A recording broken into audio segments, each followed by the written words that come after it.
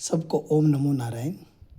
योगीराज श्री स्वामी ब्रह्म प्रकाश जी, जिन्हें लोग प्यार से नारायण महाराज के नाम से भी जानते हैं, हम सबको मालूम है कि उन्होंने 7 ग्रंथ लिखे हैं, जिसमें से आज हम ज्ञान सागर जो उनके द्वारा लिखित है उसको पढ़ेंगे और अपनी जीवन में कल्याण के रास्ते पर अपने आप को आगे बढ़ाएंगे।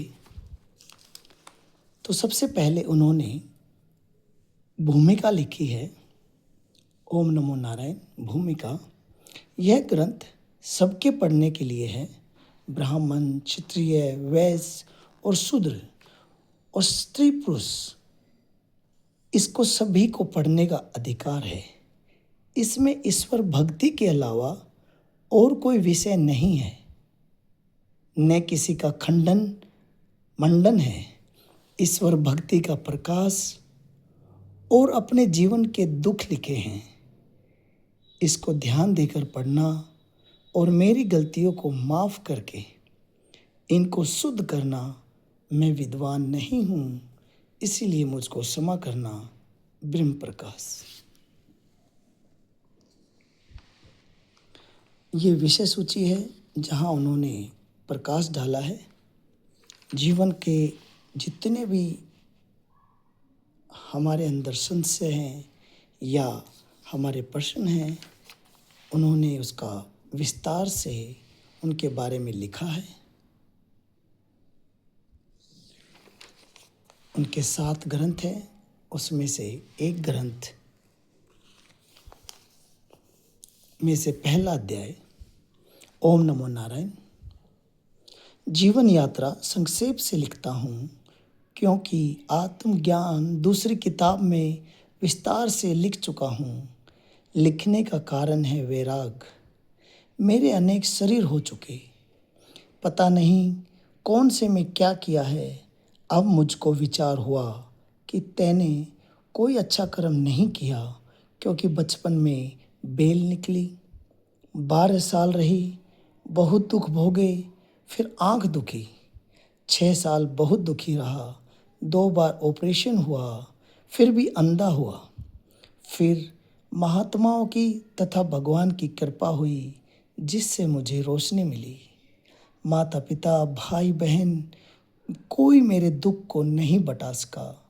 जैसा मैंने किया वैसा भरा। एक मेरे चाचा सच्चे साथी निकले, उन्होंने मुझे बहुत साथ दिया, सच्चे गुरु बताए, घर वालों से बचाया। यह भी ईश्वर के सच्चे भगत थे। भाई की मौत होने पर वैराग हुआ, फिर मैंने घर छोड़कर वैराग धारण किया और चाचा के कहने अनुसार गुरु धारण किया। गुरुजी के पास 1 सप्ताह रहकर हरिद्वार चला गया। वहाँ से ऋषिकेश पुरानी झाड़ियों में 6 महीने रहकर ऊन गांव में आया। वहाँ पर एक योगी मिल गए, उनके पास 1 महीना रहकर हरियाणा में आ गया और योग अभ्यास में लग गया। बहुत कष्ट सहे पर दिल कभी नहीं घबराया। हर वक्त संतों के दर्शन करने की इच्छा और भगवान से मिलने की तृष्णा मन में बहुत ज़्यादा रहती। जहाँ तक बनती कि अकेला एकांत में बैठकर खूब रोया और यह कहता, हे भगवान, या तो मेरा शरीर पूरा कर दो या मुझे दर्शन दो, नहीं तो मैं तेरे नाम पर भूख प्यास रखकर मर जाऊंगा। हे परम पिता, हे जगत पिता, मुझे आन कर दर्शन दो, नहीं तो मैं इस शरीर का त्याग कर दूंगा। तेरे बिना मेरा और कोई नहीं है, एक तू ही सच्चा पिता है। मेरी विनती सुनो, इस दुनिया में मेरा कोई नहीं है। आओ मेरी धीरज बंधाओ, मैं आपका मूर्ख बालक हूँ। बार बार हाथ जोड़कर आपकी विनती करता हूँ, और तेरे बिना मैं कहाँ जाऊँ। आप आकर बताओ, मुझे कोई रास्ता नहीं मिलता है। मैं संसार से अंधा हो चुका हूँ, मुझे ज्ञान के नेत्र दो। जब जब भक्तों पर भीड़ पड़ी है, तब तब आपने सहायता करी है। मेरी बार क्यों देर करो।